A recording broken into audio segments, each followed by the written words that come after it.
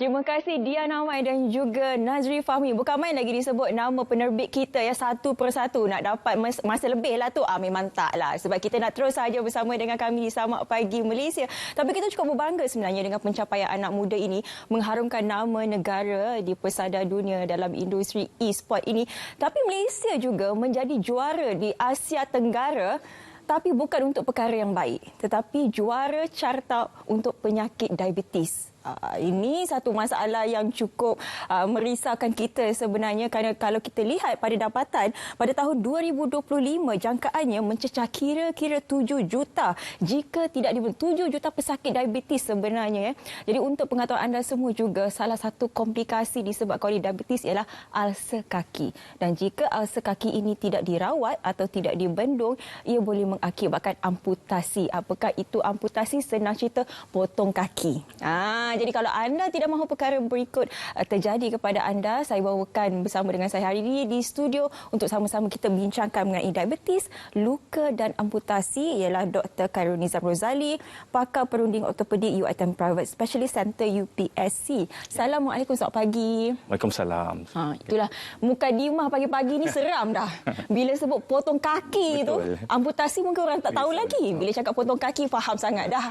Risau ni. Risau, kita risau dengar. Apatah lagi kalau dilihat jangkaan 2025 7 juta akan mendapat penyakit diabetes ini. Tapi mungkin sebelum kita nak memilih lebih lanjut, diabetes, luka dan amputasi, apa yang perlu kita faham, doktor? Okey.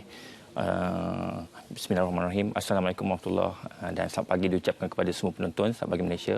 Terima kasih Syafiqah. Ya. Saya juga mengambil kesempatan ini untuk mengucapkan terima kasih kepada RTM dan Selamat Pagi Malaysia lah kerana sudi menjemput saya sekali lagi untuk tahun 2023 ini untuk sesi Selamat Pagi Malaysia ni. Okey, topik kita hari ini ringkas je 3 perkataan. Diabetes, luka dan amputasi. Okey, kita pergi definisi satu. Diabetes saya rasa semua orang tahu dah iaitu kencing manis. Kedua, luka. Luka yang ingin saya maklum pada penonton ni, luka ni bukan semua luka saya nak cover. Luka jatuh basikal ke kemalangan tak di cover. Saya nak fokus saya ni menunjuk pada ulcer atau luka yang berlaku akibat daripada komplikasi diabetes itu. Yang ketiga tadi amputasi. Tengok macam mana kalau sempat saya akan bincang pasal level-level yang mungkin tingkat-tingkat yang ada untuk amputasi lah. Okey, mungkin para penonton tertanya kenapa nak pilih topik ni untuk pagi ni Ada 2 fakta penting saya nak bagi maklumkan pada penonton dan maklumat yang Syafiqah bagi itu menarik tu 7 juta pesakit dijangka 2025. Betul. Okey, saya ada maklumat lagi satu nak bagi tahu, fakta kalau penonton nak tahu, dalam masa setahun sebanyak 1 juta orang pesakit yang mempunyai masalah diabetes dan ulcer kaki berakhir dengan amputasi. Ini bukan Malaysia, satu dunia lah. So 1 juta banyak tu, bukan 100,000, bukan 200,000 dan itu baru setahun. Tahun depan 1 juta yang baru juga, mungkin lebih lagi sebab populasi makin meningkat Itu pertama. Yang kedua, kebanyakan pesakit-pesakit yang berakhir jumpa saya ataupun kami, saya dan rakan-rakan saya yang di bahagian ortopedik lah sebab kami pakar bedah biasanya kes-kes yang dah lewat yang perlu berakhir dengan potong kaki dan amputasi semua ni. So saya rasa hospital tu bukanlah medium yang baik untuk saya beri nasihat atau nasihat tu untuk cegah awal. Datang-datang tu memang dah kena potong. Dan saya tak terkejut dengan situasi itu sebab saya sebagai doktor pakar bedah mestilah dirujuk pada waktu itu. Peringkat awal biasanya pesakit pun tak nak jumpa saya, betul. Dah kencing manis dengan doktor lain pun ada doktor pakar yang bahagian endokrin dan sebagainya. Jadi saya nampak di sini ini peluang yang terbaik untuk saya pilih topik ni supaya saya ataupun kami dan rakan-rakan saya sebagai pakar bedah dapat explain pada penonton apa yang boleh dilakukan untuk mengelak daripada masalah ni dan sampai berakhir berjumpa kami ni. Okey, saya mulakan dengan simptom-simptom dulu. Okay. Apa simptom-simptom? Simptom ni apa keluhan yang selalunya pesakit berilah bila awal berjumpa kami. Saya bagi pada 2 simptom awal dan simptom lewat. Simptom awal ni sebenarnya belum lagi bahagian ulcer tu, iaitu simptom-simptom penanda kencing manis lah simptom-simptom kencing manis sama dalam textbook sebut biasanya pesakit-pesakit adakah komplain kerap dahaga, kerap letih, kerap kencing. Di dalam buku kami panggil poliuria dan polidipsia. Ada satu soalan bagus kalau kencing manis ni macam mana doktor? Selalu gemuk ke kurus? Jawapan saya dua-dua. Selalu ingat gemuk je kencing manis kan.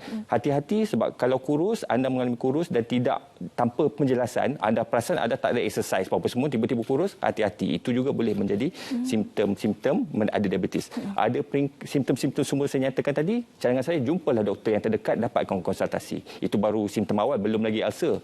Simptom lewat, ini baru topik yang melibatkan saya pengunjung saya ni dah mula ada ulcer di kaki. Apa simptom-simptom keluhan yang pesakit selalu bagi tahu, ada kaki bengkak, ulcer dah mula tumbuh di kaki, bernanah dan sebagainya. Lagi satu soalan bagus bantu saudara. Tapi doktor, saya tak ada tersepak benda tajam ke, terjatuh ke apa ke, tiba-tiba je ulcer dah ada. Jawapan saya memang ya, dia terangkan dalam buku memang cara pembentukan dia begitu. Anda tidak perlu ada kecederaan baru nak explainkan ada ulcer tu. Kenapa? Sebab kencing manis dah terlampau tinggi dan yang kita kuman dalam badan, satu situasi kita panggil bakterimia, di mana kuman itu dah beredar dalam darah dan menyebabkan jangkitan kuman lah. Itu baru simptom-simptom. Okey, saya teruskan dengan eksaminasi pula. Maksud simptom tadi keluhan pesakit pada doktor. So doktor dah dengar dan catat dia tu. Ni bagian doktor pula apa nak buat dekat pesakit bila dah ada tu. Okey. Bila dah datang dengan pesakit, macam mana kami konfirmasikan? Biasalah mula dengan pemeriksaan. Ni doktor nak start periksa lah. Apa kami buat? Kami akan cek kaki pesakit, lihat ulcer yang ada, bentuk dia macam mana. Buat ujian, confirmkan dulu konfirmasi yang betul ada diabetes. Nak labelkan pesakit ada diabetic foot ulcer ataupun ulcer kaki, komplikasi diabetes ni bukan kena ada bukti yang ada kencing manis dululah. So kena confirmkan dulu ada kencing manis, ada ulcer baru boleh. Sebab dari nama sendiri pun diabetic foot ulcer, betul? Ya. Kita jangka cek sini tak apa dia ada ulcer, tapi cek tak ada kencing manis. Tak layak untuk letak definisi itu. Sebab syarat dia kena ada diabetes dulu, baru boleh kita labelkan diabetic foot ulcer yang saya sebutkan tadi. Okey. Ada mungkin dalam slide saya sediakan ada gambar satu klasifikasi Wagner namanya.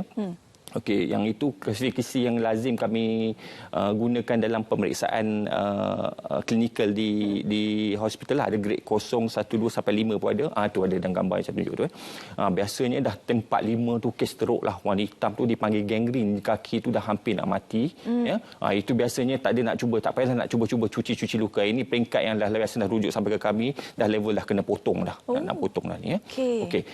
Sebab tu ada stage 0 tambahan situ. Maksudnya bukan ada nampak ulcer baru kita label ada ulcer. Ada stage 0 tu kulit masih cantik, tak ada apa-apa lagi, tapi dah terlampak swelling dan kebengkakan dan kemerahan. Cadangan saya pada pesakit yang ada kencing manis, segeralah jumpa doktor, dapatkan kesan awal-awal. Peringkat ni yang biasanya kami pakar bedah tak sempat berpeluang untuk beri nasihat.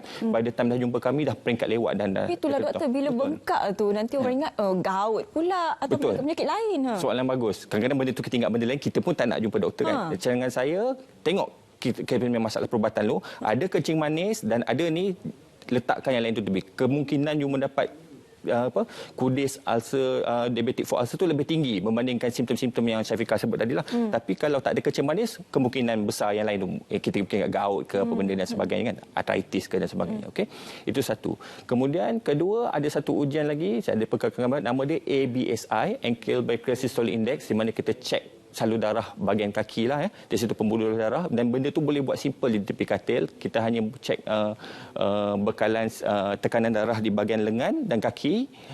Itu klasifikasi ini. Ada lagi satu slide, dia tulis ABSI, Ankle Brachial Systolic Index. Okey. Di situ kita dapat tengok pembuluh darah tu macam mana lah. Kalau pembuluh darah tu sempit, chances untuk mendapat ulcer tu lebih tinggi. Itu gambar pada monofilament alang-alang tertunjuk tu. Ini juga test tepi katil yang simple kami buat. Yang dicucuk tu bukan jarum tapi hanya dawai yang tumpul, yang nipis, ada gram dan tahap tekanan yang dah disetkan. Supaya bila kita sentuh, kita dapat lihat tu ada 9 titik merah di telapak, 1 di atas. Jadi jumlah dia 10 lah. Semua orang yang sihat patut dapat 10 markah. Setiap satu sentuh, kita pejam mata dapat rasa 1 markah. Okey. Jadi kalau kita betul cucuk ada rasa. Kita tanya pesakit ada rasa, ada 1 markah. Dan kena test di 9 tempat di bawah yang saya tunjuk tu, termasuk 1 di atas, jadi total 10 lah. Tapi untuk pesakit diabetes ada satu keadaan dipanggil neuropati, di mana diri rasa dia kurang. Skor yang dia akan perolehi 8 dan ke bawah. Yang lagi teruk 5 dan ke bawah tu lagi teruk lah. Tak rasa chances untuk mendapat ulcer tu lebih tinggi. Ini ABSI yang saya terangkan tadi lah, yang cek pasal pembuluh darah. Kemudian dah habis pemeriksaan simple tepi katil, barulah kita buat ujian-ujian besar. Bila ujian besar tu kita masuk dah sampai ambil X-ray dan pergi ke makmal lah. X-ray apa kita buat seperti yang saya tunjuk lah. Biasanya ada ciri-ciri dah ada jangkitan kuman sampai ke tulang. Dia panggil osteomyelitis. Ada ciri-ciri like sequestrum, involucrum dan sebagainya. Saya tak nak cecas terlampau mendalam bahagian tu kat sini lah. Cukup sekadar untuk penonton tahu ada dah penyakit ulcer yang teruk sampai ke tulang. Okey, untuk diagnosis diabetic foot ulcer sendiri tak perlu X-ray. Sebab itu hanya tadi saya kata cek ada kencing manis, nampak ulcer, clinical Wagner tadi kami dah boleh diagnosis. Tapi kenapa kena ambil X-ray tu? Untuk pastikan tak ada penyakit kedua yang lagi jahat tadi, iaitu osteomyelitis. Sebab diabetic foot ulcer je tak patut sampai makan tulang. Yang lagi teruk tu dah sampai makan ke tulang lah. Okey, dah habis tu dah confirm dapat pesakit ni memang sah lah ada ulcer tu, barulah kami akan bincang rawatan. Rawatan ni biasanya bagi dua lah, iaitu rawatan sampai ke pembedahan yang biasanya amputasi lah. Dan kedua, kita panggil konservatif. Dalam perubatan ni tak kuala kami pakar bedah pegang pisau lagi, bukannya favorite kami shock potong. Maksud kami pakar bedah pun always bagi pesakit tak nak potong pun boleh. Maksudnya level tu dah tak ada boleh buat apa tu. Kami sendiri pun boleh jadi pesakit kan. Kalau kaki sendiri kami pun kami nak yang sama juga. Biasanya datang tu dah akhir tak boleh buat apa-apa ya. Untuk konservatif kami akan cuba bagi antibiotik lah.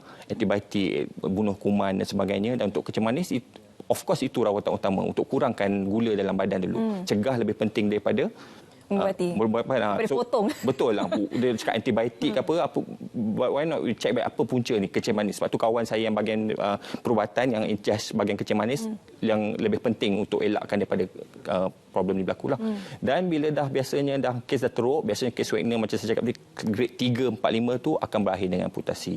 Contoh-contoh amputasi mungkin gambar tadi boleh tunjuk balik yang bahagian level-level tu lah. Ada banyak doktor. Macam mana doktor decide level amputasi ya. Kejap ada potong sampai buku lali, ada yang sampai dekat betis, ada yang sampai perut. Macam mana doktor decide? Okey. Boleh tunjuk gambar yang tadi ada tunjuk bahagian jenis-jenis amputasi. Tingkat-tingkat amputasi. Okey. Dia paling ujung paling simple. Ada dipanggil re-amputation ya. Re-amputation tu maksudnya potong dekat bahagian yang jari je lah. Jari dan bahagian atas. Dan lagi atas ada dipanggil copat dan Syme amputation dan level ankle. Dan lagi atas below knee amputation. Kami panggil hospital tu panggil short form BKA lah. BKA aka. Maaf ni tangan belakang kaki. Maksudnya bawah lutut dan atas lutut lah. Okey. Antara soalan lazim pesakit tanya saya, doktor saya luka sikit je kat ujung kaki tapi doktor nak minta tolong potong sampai ke atas betul kan? Macam mana doktor tentukan tu ada pesakit tak payah pula? Okey. Sebenarnya ini ingin saya maklum pada pesakit ni, kami doktor di ortopedik betul ni gambar yang level-level amputasi. Menentukan mana tingkat-tingkat nak potong tu bukan just tengok luka tu dekat mana besar saiz mana je. Ada ujian lain tengok macam saya katakan tadi, ujian X-ray katakan kulit luar nampak cantik tapi tulang dah makan dalam sampai ke tulang betis katanya. Tak ada guna untuk kita potong di bahagian hujung je. Hujungnya pesakit akan ulang datang balik ke kami dan membazir resource lagi dan masa kerana akan membuat juga amputasi yang kedua tu. Kita dah tahu awal benda tu takkan baik dan berterusan lagi. Itu satu. Kedua, cek yang ABSI saya cakap tadi, ada pun ujian lebih lanjut, ada CT angiograph lah, kita cek sel darah. Contoh luka hanya di ujung kaki tapi kami cek pembuluh darah di bahagian lutut belakang ni pun dah terlampau sempit. Darah tu takkan okey. Kita tahu apa-apa kuman di bawah level tersebut di masa akan datang tak akan membantu kebaikan. So untuk kes macam tu sama kita akan decide untuk potong below ni macam begitu cara decide level ni. Okey, kalau nak pilih level yang mana atas sikit ke bawah, jawapan saya jangan pilih langsung lah sebab kita nak cuba elak kan.